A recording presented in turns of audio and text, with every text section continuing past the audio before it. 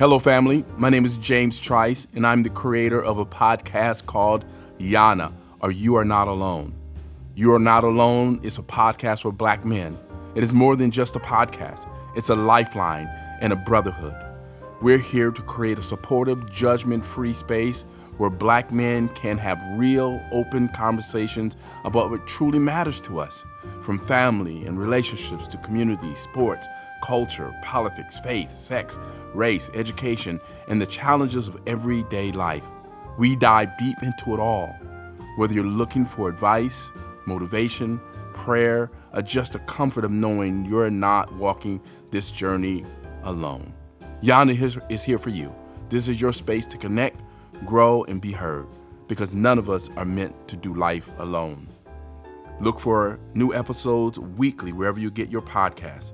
And look for me on Instagram at jbtrice123. Welcome to Yana.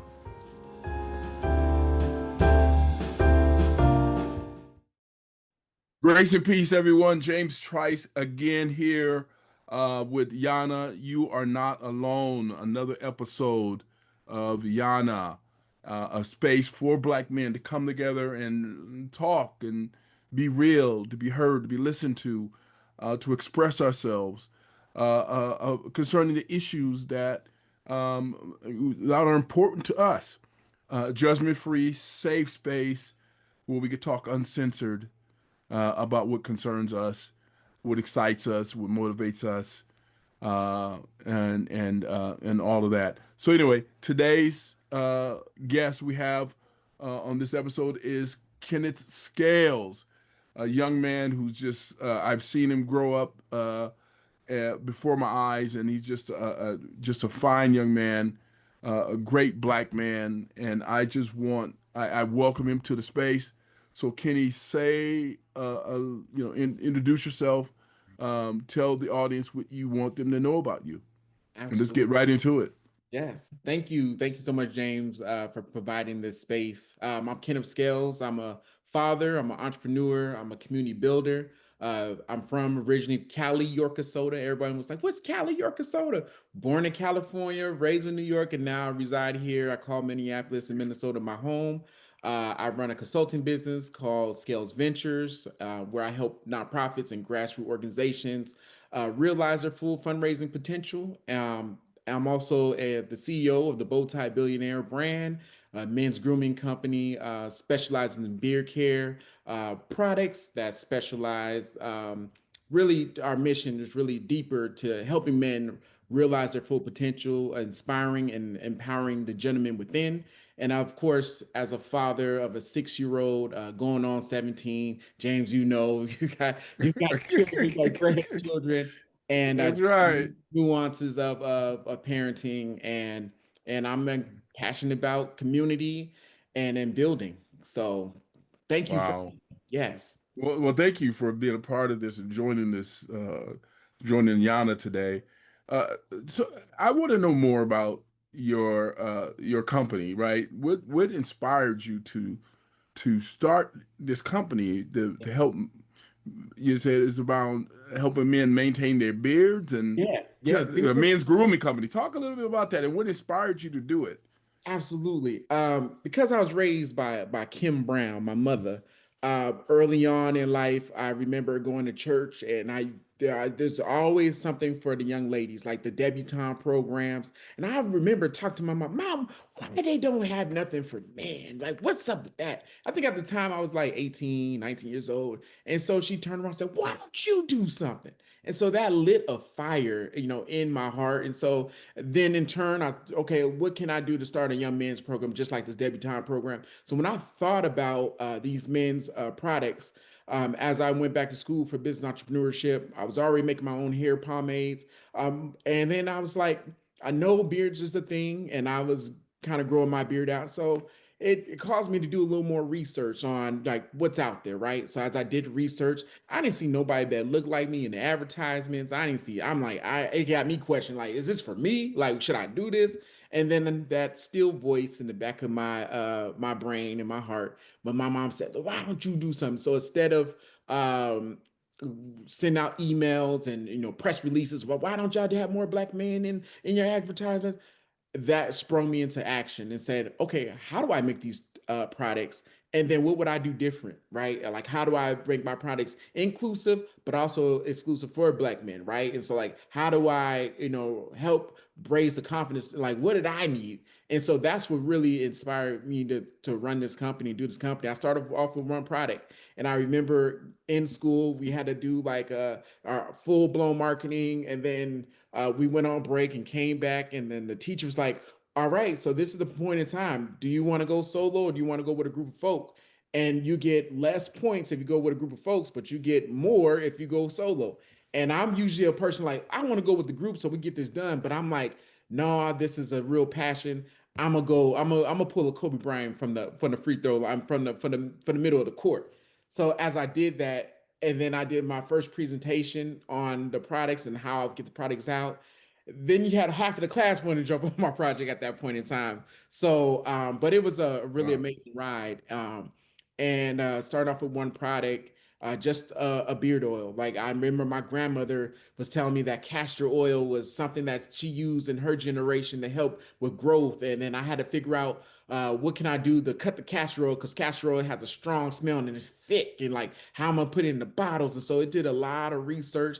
I had a lot of hiccups, and then I had my first customer went to church, and one of my friends, I'm like, man, what do you use for your beard? As he's scratching, he's like, I don't use nothing. Now here I go, pull out my pocket, a bottle. It's a leaky bottle with the little label on it. I'm like, yo, I got this billion beard oil. He bought it. I was like, okay, I know I have a product now. And so since then, grew from one small bottle of beard oil to three different kinds of beard oils. Then came down to beard balm, and came down to picks and combs and brushes and a full blow beard Wow. kit. And so it's been a wonderful ride and a blessing. And then as I continue to market, I don't know, I didn't realize my network was so vast and reached. And then I got an invitation to one of the big box stores here in Minneapolis and said, hey, we are running this new campaign, want to support more local small businesses. And folks that I knew that worked at this big box company, uh, they are red in color, the little bullseye. I don't know if I can say the name. Paid enough, but Right, right. and Wow. yeah, and so I was on the external partnership list. So they used to call me and my company to come through to do presentations, and they also open up the doors for us to learn about what does it take to get on shelves. And then also they were really boisterous about getting entrepreneurs who are already on the shelves, in the faces of entrepreneurs that's looking to get on shelves. But learned a lot of great friendships from there. And then now it's like, okay, how do we take over the barbershops, right? One barbershop at a time. How do we continue to have these conversations about men and their grooming and for them to feel confident within themselves, and the impact that we make as men and looking good in the process, smelling good in the process. So it's been a real wonderful ride. And just yesterday did a pop-up shop with the city of Minneapolis, and just the opportunity just to know that folks out here, they love our product, they love our brand, but most importantly, they love the humans behind the brand, right? It's me and my other business partner, Brian. We're both fathers. We both have this affinity for beards, and like how do we continue to tell the story of us as black men, Wow. as fathers, but also pushing more to generational wealth, leaving a legacy for our children. So, yeah, Wow, man, that is so amazing. And what's the name of your product again? What is it called? it's called Billion Beard Oil by the Bowtie Billionaire. So, funny, Billion Beard Oil by the yeah, Bowtie Billionaires. yeah, and funny Wow. thing how the Bowtie Billionaire came about long, long time ago. Back when I was a junior deacon at my church, and the bishop, he's like, I think y'all young men, we were all in the early 20s, y'all should wear bow ties. And I wasn't a bow tie guy. I'm like, all right. So we figured out how to tie bow ties, and then a lot of us men, young men, we talked. We was like, yo, we should, do like an early morning breakfast, and we should just have us young black men to talk about what we want to see in the future, and what could we call it. And I'm like the brainiac, I'm the marketing person behind everything. I'm always coming up with ideas, and I was like, oh, we all wear bow ties. I'm like, what about the bow tie billionaires? Oh, Ken, that's a great idea. Yeah, yeah, yeah. But inspiration has an expiration date. Everyone felt good and excited about it. But then weeks later, no one talked about it. And then years later, I had to figure out what would be the name of the company. And I went through my notes section of my iPhone. I was like, bow tie billionaire, and bringing everything back in the circle. So, yeah, Wow. yeah. So where can people get your product? Where can we as black men? So is it specifically for black men? No, it's for all beard types, all hair types, Wow. even men that don't have any hair. My bald brothers, they use it for a shine in their Well, scalp. see, you see me, I'm I bald, see it. right? Yeah, but we're gonna have And you I shining. yeah, well, then I'm gonna get some of your product. And Absolutely. I tried to grow a beard, man, but it was I hard. remember that actually. I It remember was when you grew a remember beard. I was trying Absolutely. to a little bit here, and I was like, it wasn't looking right. I was like, it was Yeah. all messed up and scroungly, and it was like, okay, I it would look remember. horrible. I was out in public, and I'm like, I just look all like a mess, like Yeah. John the Baptist or something, right? Of eating locusts and wild honey or something like that, right? I'm like, For I sure. can't, I gave up. So Yeah. Yeah. if your product can help me, I would love to get your product, man, and Absolutely. do that. For sure. Where can we get the product? You get the product on my website, bowtiebillionaire.com. We are on Instagram. We're about to create some TikToks and things of that nature. So right now, and then we're also in, I want to say about 5, 6 different beauty salons across the city. So I will definitely be updating my website and putting those Okay, photos on there as well. So definitely, right. absolutely, So it's interesting because you mentioned Target, and yes, there's a mass boycott of Target. Black yeah, folks are boycotting, and I don't know if everybody's participated in right, that. So as it relates to your product, and it seems like Target is and has invested in some black businesses, and I know there were some black products yeah. on the Target's shelves. When the boycott started, how did that impact your business? And then how is it? What is happening now with your product and as it relates to Target? Yeah, I think way before the boycott, I believe it was COVID. COVID was because I know every year Target would reach out to us and other Black-owned businesses, and where they created a Black-owned business market, right? So they were really specific around, or real boisterous around Black-owned businesses, trying to figure out what would be the next product on their shelves, and so they knew that there was a disproportionate of Target stuff on the Target shelves where it wasn't black owned, and so they created a whole section, just to really celebrate blackness and celebrate entrepreneurs.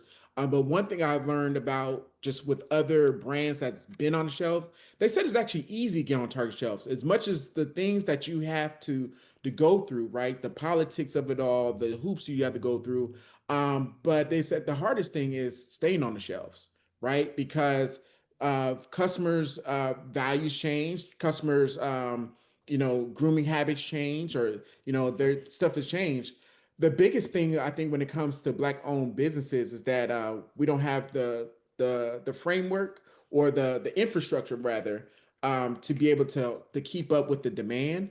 And then we think that because you are in a big box store, that you are set selling and everyone sees on Target shelves and it's great, but it takes a lot of marketing. It takes a lot of dollars, thousands, and hundreds of thousands of dollars. It takes some real investment, to get on the shelves. And so what Target does, when what they did was, set all the businesses down and said, okay, this is the reality of being on shelves. If we start you off, it's going to probably be, let's say, a minimum of 50 stores. And maybe it might not be in the stores on the shelves. It might be Target.com. So those are two different business models, right? And so when the boycott happened, it didn't affect my business at all because we're not on Target shelves, right? So we always been direct to customers, direct to consumers anyway.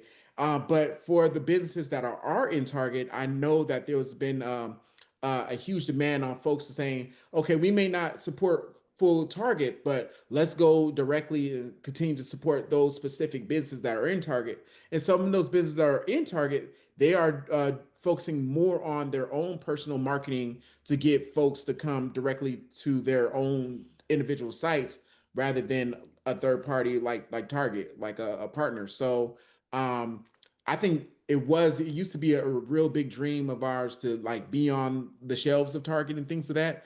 But then when I also seen like just what it takes, not just to get on the shelves and stay on the shelves, but then it's like uh what you have to the front you have to front up is some keys to get in Target, right? You got to have hundreds of $1,000s. So I remember one black man grooming company, what they decided to do, because I bumped into them randomly in DC, and I met them through the Target rounds, and then we still talk to each other to this day. Or and they're like, yeah, it was great until it was always I always hear this, it was great until. And it's like, we make way more bang for our buck going directly to our consumers and wholesaling on our own than we probably would using third party. And so they're doing really well, right? It's just like us Wow. as a company. We are still growing, and I love where we are right now, right? Even during the pandemic, we've seen a decline, definitely a decline, in our products because we're not able to do pop-up shops as we used to. But then we saw a huge opportunity to go directly to our customers, and folks were like still hitting us up, and we're still sending out products to them and things of that nature during the pandemic. And then it just continues to evolve and continue to explode. And so I would say Target was never our end all be all, just like any other opportunities. But what we teach like in our schools and business schools, like, and just like the Garden of Eden, you want to have 7 streams, 8 streams, as many streams. Like if one stream get cut off, you still got other streams coming in. And so Wow. that's what we've been focusing on, like our other streams.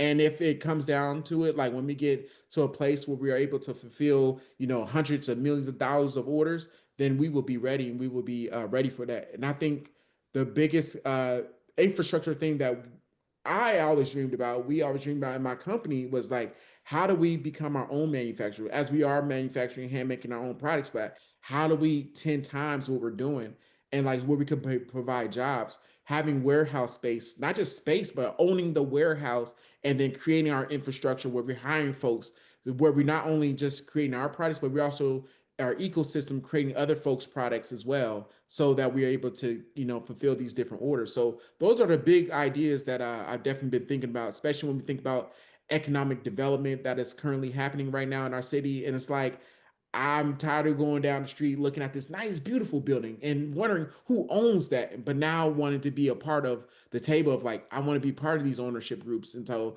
it's a lot bigger than the products, but now it's like, how do you continue to leave those legacies, for our community? So yeah. Yeah, because my other question was going to be, was, and I think you partially answered it. Where is your product manufactured? Yeah, it's manufactured right out the Scales mansion, right out the right of my. So I used to call these like trap houses, right? Setting up trap house, Okay.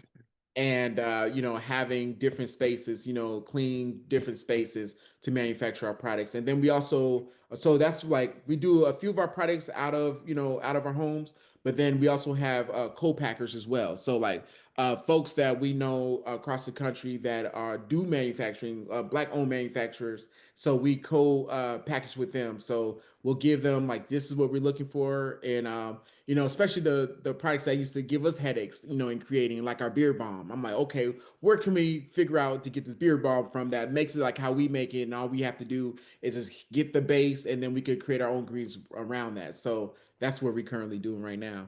Yeah. Well, I want to get some of your product. Do you have like body butters and stuff like that? Yeah, right now it's just our beard balm, and we have our beard oils, and then we also have beard shampoo and hair shampoo right now. In addition, And what about for the bald man like myself? I'm a bald definitely do the, man. the oils for sure. You could definitely do the oils, and our products are all naturally made, vegan friendly. No paraffins. A lot of times when you see products on shelves, a lot of my customers, they say, "Oh, Ken, I bought a product off the shelf, but it didn't make my beard feel like how your beard was." Well, a lot of times when you put products on shelves, you have to. It's all the way down to the very last cent of the last penny that you invest into that product. A lot of times they have to cut their products and ingredients just to make a profit. And so I'm not trying to cut the ingredients of our product. So our ingredients are real. They are, real ingredients. They're not watered down. And just to save a buck, because we want to make sure that we provide the best products for the best customers that we have. So Wow, wow. yeah. What do you advertise?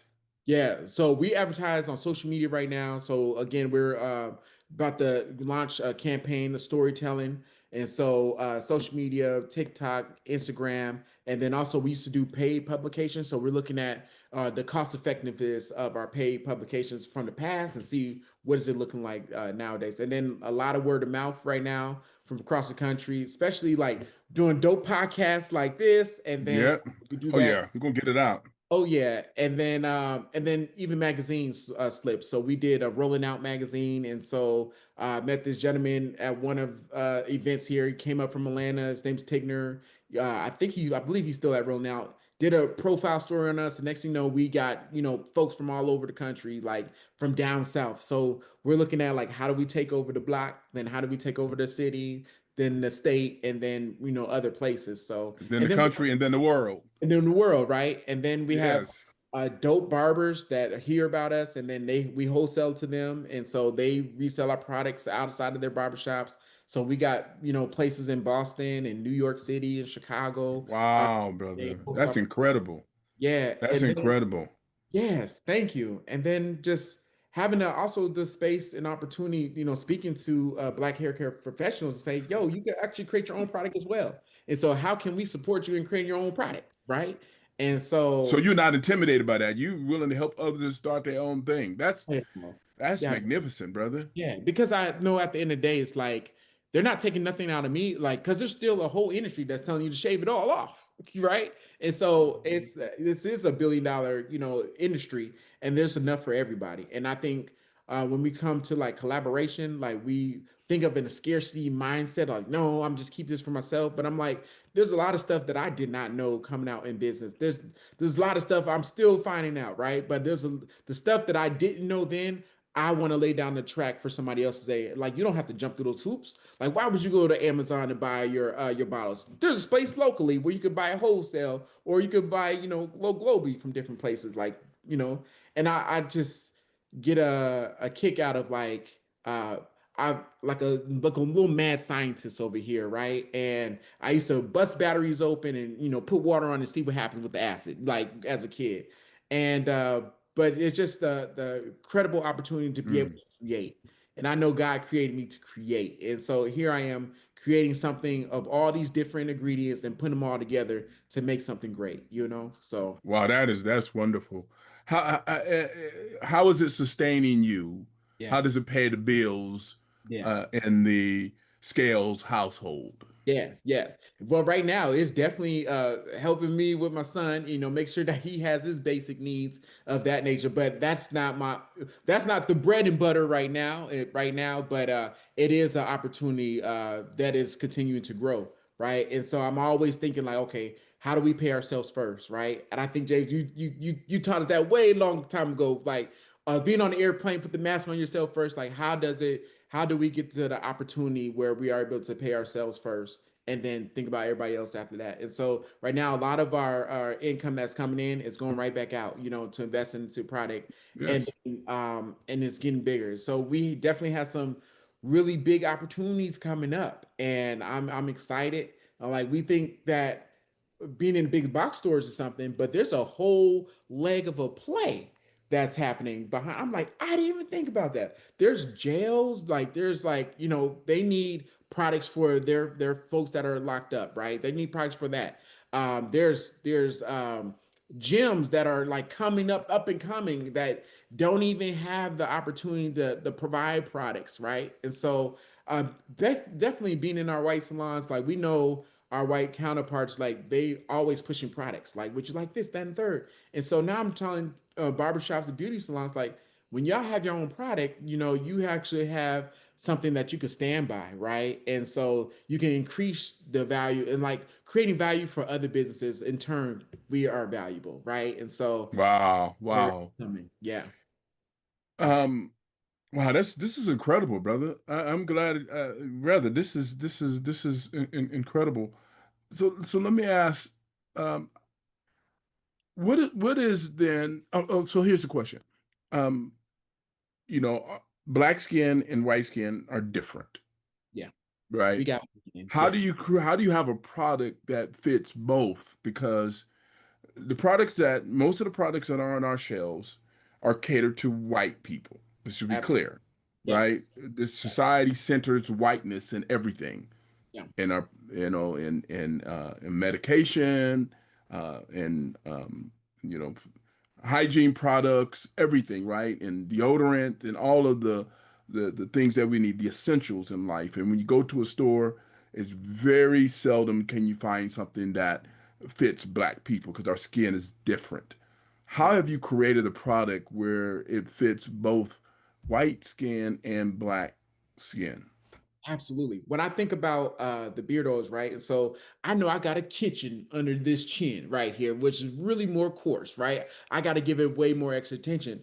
But when I look at the texture on the top of my beard, it's a little more stringy, right? A little bit more differently, right? And so when I think about coarse, right, I think about we are really good with our oils. Like as black folks, like we can absorb a lot of oils. But when you think about white hair follicles, they're more stringy, right? So they need something that's more that's going to be given like a nice little hold. So Right, that's because we put oil on, why we put they oil try to on. they try to take it off.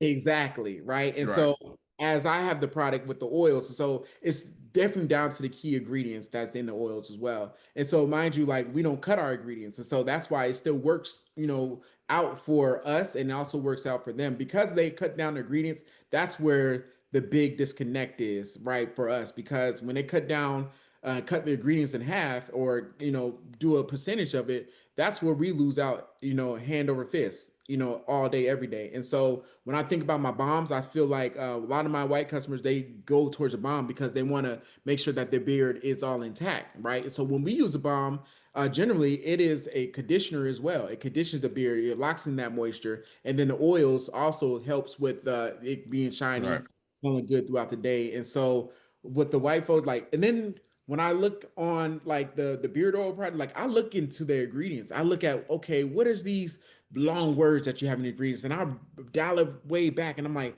okay, that may not be good for us, our skin, or maybe we should, utilize something a little bit different. And then I purchase different products from the white companies just to see the difference, right? Theirs is more liquidy and watery, right? And then ours is more, more thicker, right? A little more thicker. So do you have a product for men, black men, and a product for white men? Oh, it's a straight across the board because with our ingredients, Really? And it fits both. The it same fit product fits both.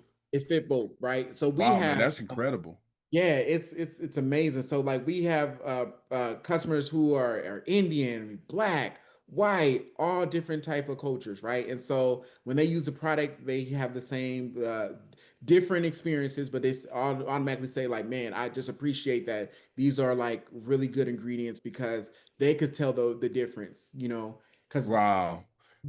too much watery stuff in my beard. Yep. I'm dripping like this ain't doing nothing, and it dries it out quicker. It does. We can't have that, right? It's like Yeah, when you go to a barber shop. I mean, one time I went to a barber shop and I had a lot of hair, and I went to a white barber shop, and he squirted water on my hair to try to cut it, and it's like my yep, hair just curled right up. It's like you can't put no water on my hair. yeah, Wow. Let me ask this question because we got just a few minutes left here, and I do want to get this question out. As a black man business owner, right? yeah, What is the most challenging thing about being a black man business owner? yeah. I would say the most challenging is keeping that balance, right? Because we are, as just black men in general, like there's a lot of pressure on us to be strong, to be great, to be, all that we can be, to work hard, to hustle, never to pay attention, to what our own needs are, but pay attention to everybody else's needs. And then as a business owner, like we don't want to be looked at as that business, just a spray painted, a spray painted board and say this I'm in business. It's like we have to keep a level of professionalism, and we have to be able to, it sucks that sometimes we have to be able to play both sides of the fence, right?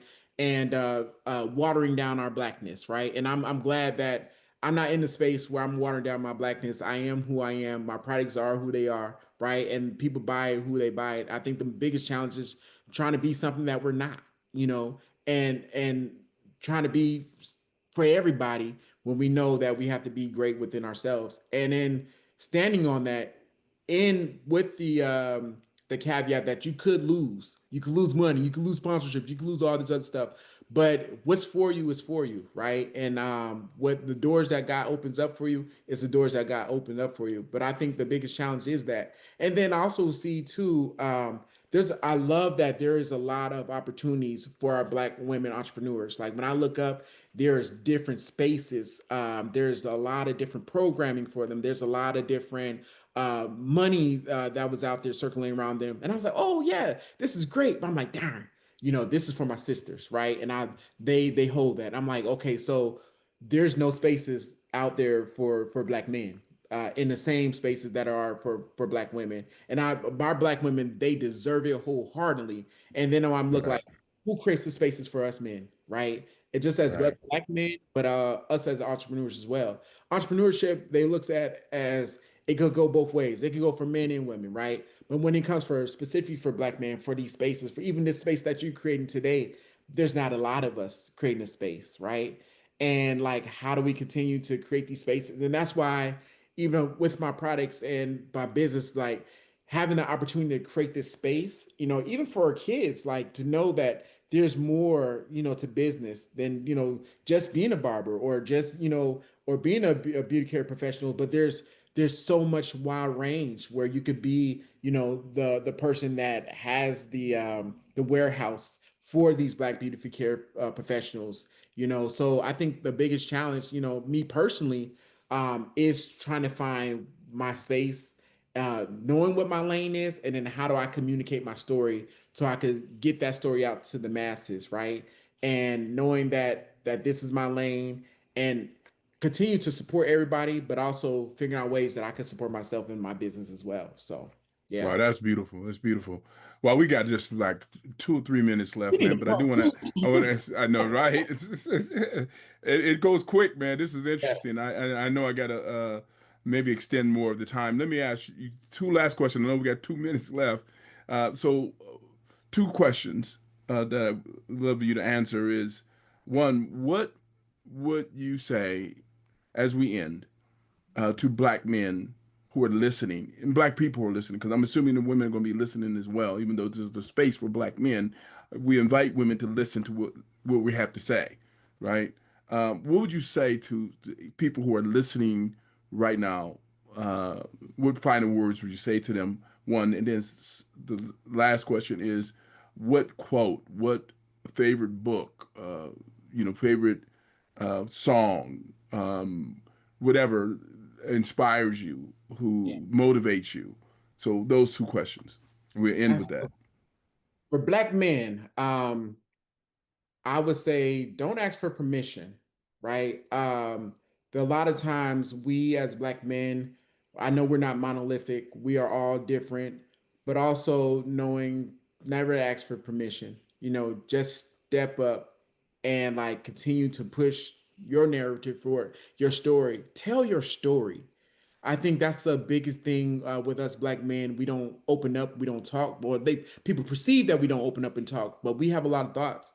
And your story, no matter what it is, it can open up and help somebody, right? Because James, I know your story, I know from way back, way far beyond from the organizations. But I remember you came in and you was like, "Yo, I'm looking for a group of young people that could speak towards, the violence that's happening."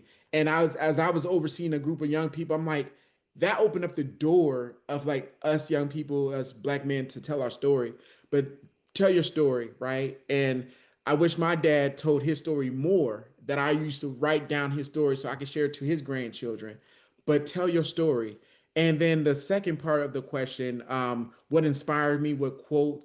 Ah, ah, there's a lot of things that inspire me right now, but one of the biggest things that inspired me, I told you, James, before we got on this call, as I was speaking to my auntie, as I was going through the airport, there's these doors. When you walk up, the doors start to open up, but there's a message on top of the door that says you have to keep moving, do not stop, right?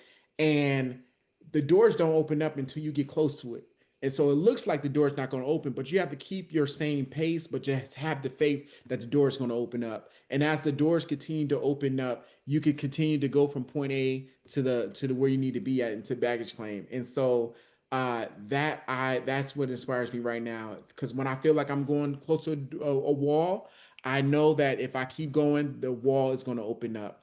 And it may Wow. be cliche, but I guarantee you, go to the Minneapolis airport, Yes. get your bags off the baggage claim, and go through those glass doors, because it also reminds me of when God didn't say this, but Ludacris said this, but I'm paraphrase. If God said this, I'll move when you move, right? Right. Move forward, I will open the doors, but then I will move if you move out the way and let me do what I need to do. So Well, boom. God tells you to get up and go. He tells Yes. you to move. And Yes. then as you move, he will make a way. You He make a way. told the children of Israel to get up and go. Right? He told Moses, he go tell Pharaoh, let my people go. Is what Yes. he said. But he had to get up and move, and then God opened up the doors for him to do it. So, wow, man. Thank you so much, man. Again, tell the audience your product and give the website so they can order your product. I want people to go and buy your product. I'm going to buy some myself. So give that information again before we end here. Absolutely. So product bowtiebillionaire.com. You can find us on Instagram, TikTok, all that at Bowtie Billionaire, bowtiebillionaire.com. And you can purchase the product there, and then also use the promo code. I gotta put the promo is YANA, YANA 25. Use the promo code for a nice little sweet little discount, baby.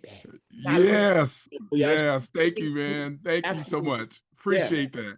Thank Yes. you, ladies and gentlemen. Thank you, men, black men who've been listening, and others, I'm assuming, are listening as well. You have been listening to Yana, Space for Black Men. And remember to go to my YouTube page, James Trice, Yana, YANA. Like and subscribe to the page. And I look forward to seeing you in space next time. And until then, remember, we're never meant to do life alone. Grace and peace, everyone. Thank you. Yana is here for you. This is your space to connect, grow, and be heard, because none of us are meant to do life alone.